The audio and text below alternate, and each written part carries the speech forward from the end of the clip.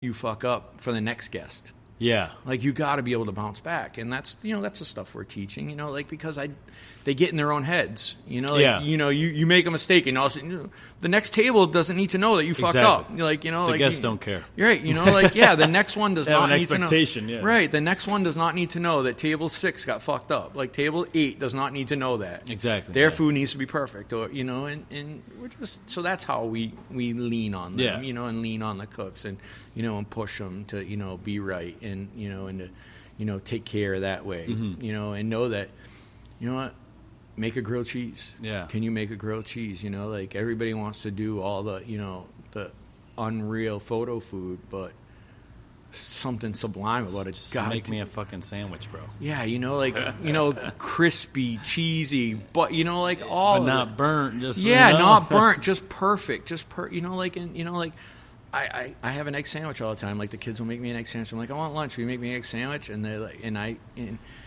they're like, why an egg sandwich? I go, because you got to season that shit. You got to cook that shit right. Like, I'll know. I will fucking know, Exactly. Like, if you're seasoning, if you're tasting, if you're, like, and then we take it as far as we can, with the ingredients. We get salt that's harvested right off of Brenton Point. So right out here, they're harvesting seawater and making sea salt. And that's what we put on our pretzel. Yeah. And also maybe what we finish our steaks with, but, what we put on our pretzel, and we're doing things like that, and then having an ownership that, is recognizing of that and saying, go ahead, chef, just keep expanding it. Yeah. Keep having fun. Do what you want to do. So, they added 30 more acres, 2 years ago, and they peeled off 5 acres and left it alone, and we've been planting on it. We planted like a half an acre, but we planted all, we're going to be garlic sustainable. In another year, we're going to be, only garlic is going to be grown on property, and we're going to grow our own seed, and then we're going to grow our own garlic. And that's one item. But I don't know how many restaurants in the country are doing that on this scale. And doing it on, 3 restaurants and, trying to be as, locally sustainable as possible and supporting so many small families, because this is a family farm. It's 2 brothers that own it. Yeah. The property's been in their name for, in the family for, I think, 80 years or something like that. Like, it's been so, and you'll see them walking around. You'll see them parking cars on a Saturday, the 2 owners of this massive property. So why wouldn't we make sure that everybody in the community gets supported that way? If I can buy my produce and my meat and my chicken and my, anything off these people in the area. I mean, you drove up here. How many farms you pass? Like, a whole lot. Yeah, and so we're just grooving along, having fun, trying to use all my life experiences in this place. I went vegan, vegetarian for 2 years. Yeah. Just to be a better cook. My wife did it for 6, but I did it for 2 years, and like was getting thrown off vegan message boards and stuff like that, because I was like, they're like, you're a chef, how can you be a vegan and be a chef? And I'm like, I'll cook baby animals, that's what I get paid to do. But like, this is a lifestyle thing. I gotta live that life. You're right. I'm like, I'm just doing it for me. I'm trying to learn and be better. Just be better at my craft and absorb and have as much of it I can. Writing down recipes, which I never really did before, and I've written over 450 recipes since I started here at the Vineyard. Yeah. And just someday there's a book in there probably. See how many people get out there. And then, Dave, I got a little side project I'm just starting. What do you got? So another one of my great instincts that I have is fire cooking. Okay. I can build a fire and cook for you anything you want off it. Like, we do these dinners here where I build a 4-foot by 8-foot fire and throw 12, 14 courses off it. Mm-hmm. Just off the fire. Me and the crew, we come at you with torches. We crazy shit. Like we do this thing where we give you a marshmallow on a stick that we make. So we make the marshmallow, we make the graham cracker, we make the chocolate disc with our logo on it, and then we take an old barrel and we break the staves down and we light the stave on fire and we come over at your table and toast your marshmallow at the table with a barrel stave. Dope. Like, just like theatrics, like, Yeah. I pull a 40-pound striper out, we roast on the fire, and I put it right in the middle of the table and break it down in front of the whole group. And we do these dinners for 50 people. Sick. Yeah, just like, course after course. We took prime rib, the spinalis muscle, that Yeah, top yeah. muscle. Yeah. So in the butchery, I said to the butcher, I want you to pull all the spinalis muscles every, one we get, and we'll roll them and tie them, and then we'll do ribeye hearts in the restaurant, and then we're going to save all these spinalis, and when we do the fire dinner, we sous vide them, and then we suspended them over the fire. Yeah. And spritzed them with veal stock as they came back and caramelized, and just Yeah, roasted them in baby. this we made this little hammock out of butcher string, Yeah. and just spun them over the fire, and then sliced them. It was I call it the best part of the prime rib, because really, that's the fucking best part of it. Yeah. Yeah, right. So we just serve that over the fire. So we're having fun with that shit, doing fire dinners, and barbecue has become my passion. Cooking with smoke and fire has been my passion. So I started doing pop-ups out of my house. Little barbecue pop-ups. I bought a big offset smoker. Yeah. Started doing barbecue pop-ups out of my house, and they take off. So I just rented a space, and we're going brick and mortar smokehouse restaurant on the side, little side action. I'm not leaving the Vineyard. This is my home. I love this place. Hopefully I can end my career here. Yeah. But every chef needs a little side project. Oh, always. And this is in the neighborhood I grew up in. It's a 1900s Polish deli that still has the original smokehouse outside, concrete smokehouse outside. Dope. And it's attached to an old bar room that they just renovated. And the guy who owns it's can you serve food in the bar? I'm like, well, are people going to come over to my restaurant and order and pay and then just bring it over there? He said, yup. And I said, and people can come into my restaurant, order and pay, and then go over your place and get drinks? And he said, yup. So That's great. It's 80 by 20. It's literally 800 square feet. It's tiny little spot.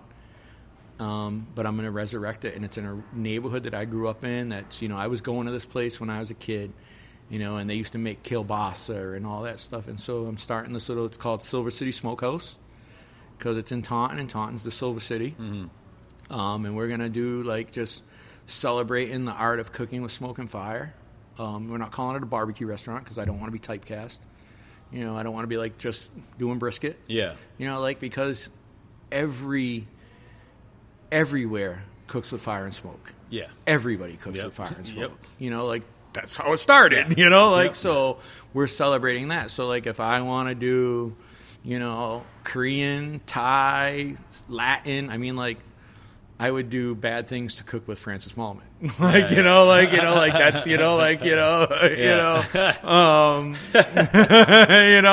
would, to be, because that's how that's where my mind is. That primitive, there's something about it.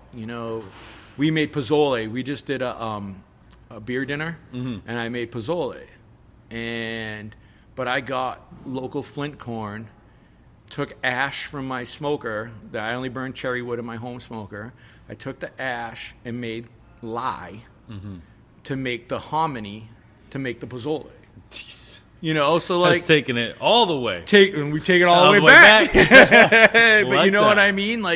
Because if we're gonna teach these kids something, let's take it to the origin. There's a reason it started somewhere.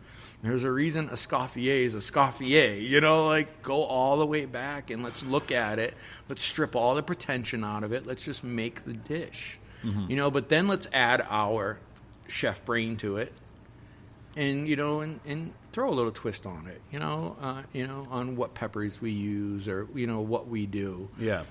But still keeping true to the origin, and celebrating that origin. Yeah. And almost our roots.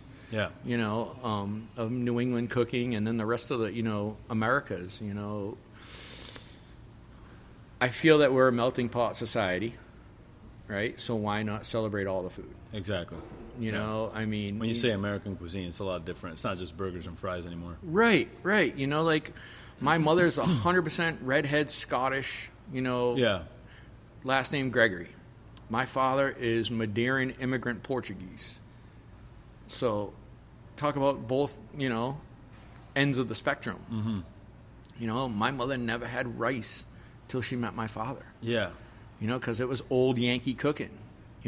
Boiled potatoes, boiled meat, and my father comes along, there was no fish in my house when I was a kid because my mother didn't, they didn't eat that. Yeah. You know, like my father would have to cook fish on the nights my mother wasn't around. You know, like, you know, shit like that. You know, it's just totally different. So why not celebrate all of that? Yeah. Though, you know, like and that's what we're doing, and it's really, really rewarding. This has been the most rewarding place. What are you going to call it?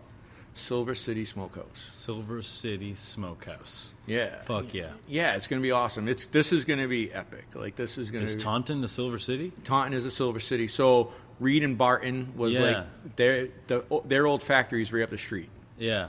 And Taunton is known as the Silver City. You know what's crazy? The town in Meriden that I grew up with in Connecticut is the Silver City, because Napier had a bunch of factories there.